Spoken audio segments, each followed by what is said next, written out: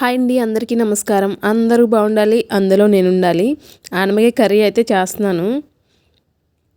కారం వేయకుండా only chillies తోటి సన్నగా తరిగి పెట్టేసుకున్న ఆనపకాయ ముక్కలు, చిల్లీసు, ఆనియన్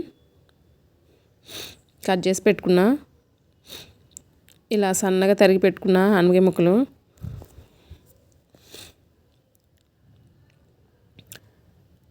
ఆయిల్ కొంచెం వీటెక్కిన తర్వాత చిల్లీసు, ఆనియన్ అయితే వేసాను. కరివేపాకు లేకుండా ఏ కర్రీలో కాంప్రమైజ్ అవ్వం అనమాట. మనం ప్రతి కర్రీస్లో కరివేపాకు యూస్ చేస్తాను నేను ఎక్కువ. అలా గోల్డెన్ కలర్ వచ్చిన తర్వాత అల్లం వెల్లుల్లి పేస్ట్ కొంచెం వేసాను. మళ్ళీ ఒకసారి తిప్పాను.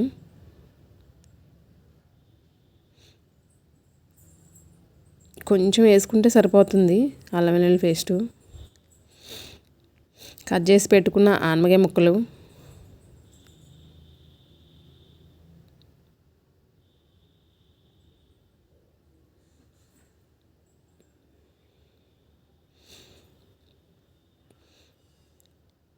మళ్ళీ ఒకసారి అయితే తిప్పాను. ఆ అల్లం వెల్లుల్లి పేస్టు ఆ ముక్కలకి కొంచెం పట్టాలి కదా అని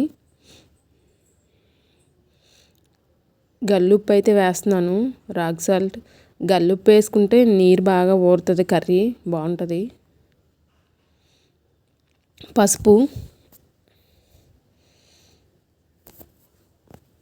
మూత పెట్టేశాను.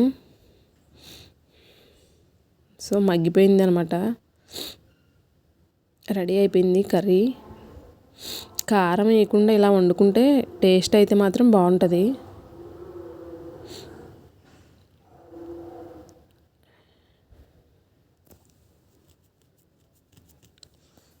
రెడీ అయితే అయిపోయింది కర్రీ.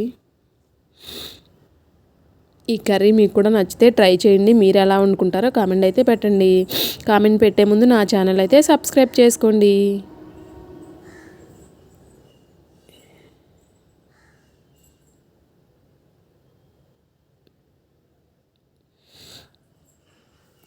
చిల్లీస్ వేసిన టేస్ట్ వేరేలా ఉంటుంది, బాగుంటుంది.